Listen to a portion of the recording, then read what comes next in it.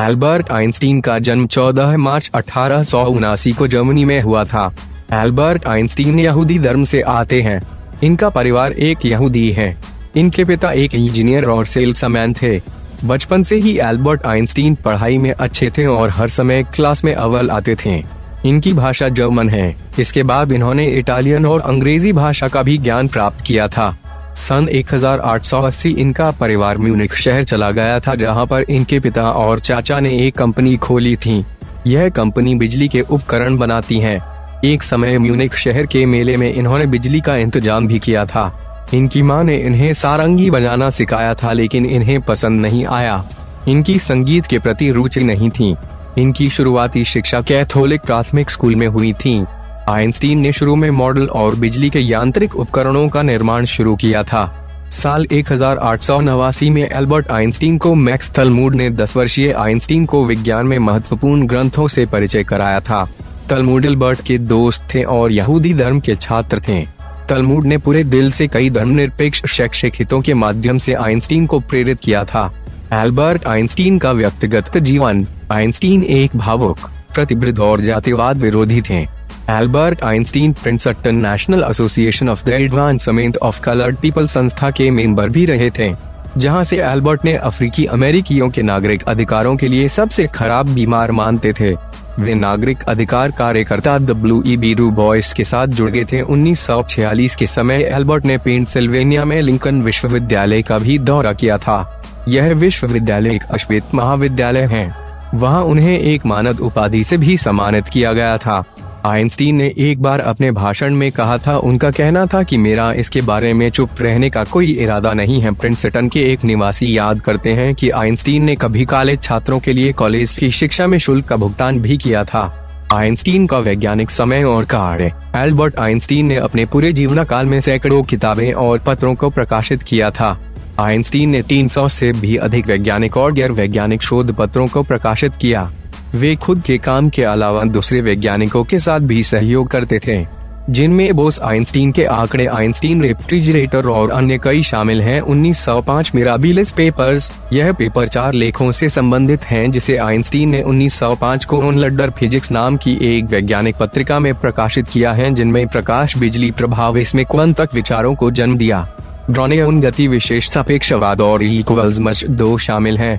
इन 4 लेखों ने आधुनिक भौतिकी की नींव के लिए काफी योगदान दिया है और अंतरिक्ष, समय तथा द्रव पर लोगों की सोच को बदला है। इनके 4 लेख इस प्रकार हैं। दशक एक अनुमानी नजरिया, उत्पादन और प्रकाश के परिवर्तन के संबंध पर 2 एक स्थिर तरल में निलबिंद छोटे कणों की गति पर गर्मी की आणविक कैनेटिक थ्योरी के लिए आवश्यक 3 आगे बढ़ते कणों के बिजली के गतिमान, इलेक्ट्रोडायनामिक पर 4 क्या एक शरीर की जड़ता अपनी ऊर्जा सामग्री पर निर्भर करती है? ऊष्मागति और अस्थिरता। साल 1900 में ऑनलडर फिजिक्स को प्रस्तुत आइंस्टीन के पहला शोध पत्र पर था।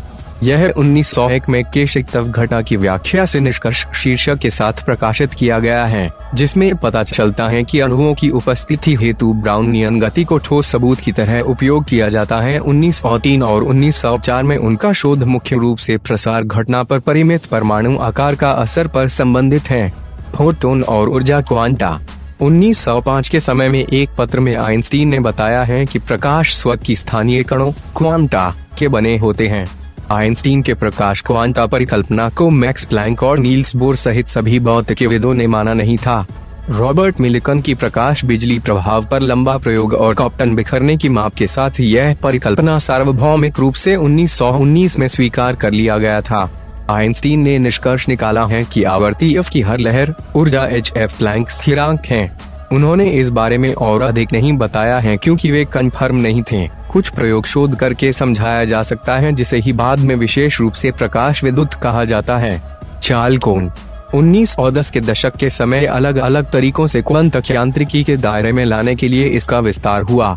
अर्नेट रदरफोर्ड के नाभिक की खोज और यह प्रस्ताव के बाद कि इलेक्ट्रॉन ग्रहों की तरह कक्षा में घूमते हैं। नील्स बोर यह दिखाने में सक्षम हुए कि प्लैंक द्वारा शुरू और आइंस्टीन द्वारा विकसित क्वांटम यांत्रिकी के द्वारा तत्वों के परमाणुओं में इलेक्ट्रॉनों की असतत गति और तत्वों की आवर्त सारणी को समझाया जा सकता है। गैर वैज्ञानिक विरासत। एक बार आइंस्टीन अपनी पत्नी एल्सा और गोद ली हुई पुत्री कदमोनी मार्गेट को एक पत्र लिखा था। मार्गरेट आइंस्टीन ने इन निजी पत्रों को जनता के लिए उपलब्ध कराने के लिए अनुमति दे दी थी, लेकिन साथ ही अनुरोध भी किया कि इनकी मृत्यु के 20 साल बाद तक ऐसा नहीं किया जाए। उनकी मृत्यु 1986 में हो गई थी। आइंस्टीन ने ठठेरे प्लम्बर के पेशे में अपनी रुचि व्यक्त की थी और बाद में उन्हें प्लम्बर और स्टीम फिटर्स यूनियन का एक मानद मेंबर बनाया गया था।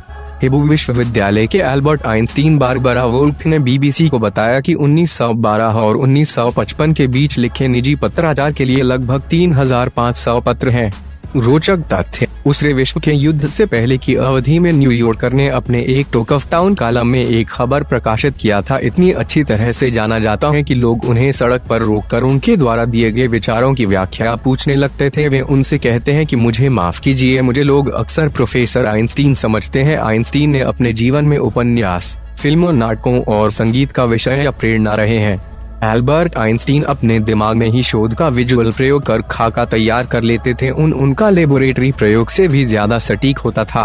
पुरस्कार और सम्मान, आइंस्टीन ने कई पुरस्कार और सम्मान प्राप्त किए हैं। 1922 में उन्हें भौतिकी के क्षेत्र के लिए अपनी सेवाओं और विशेषकर फोटो इलेक्ट्रिक प्रभाव के कानून की खोज के लिए अंतर्राष्ट्रीय नोबेल पुरस्कार से सम्मानित किया गया।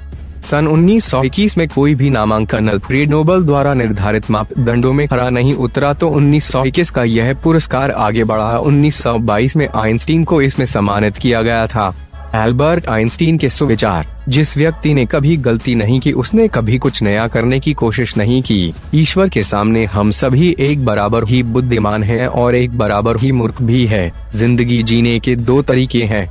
पहला यह है कि कुछ चमत्कार नहीं है, दूसरा यह है कि दुनिया की हर चीज चमत्कार है। जिस व्यक्ति ने कभी गलती नहीं की उसने कभी कुछ नया करने की कोशिश नहीं की। एक सफल व्यक्ति बनने का प्रयास मत करो, बल्कि मूल्यों पर चलने वाले इंसान बनो। वीडियो अच्छी लगी हो तो वीडियो को लाइक जरूर करना।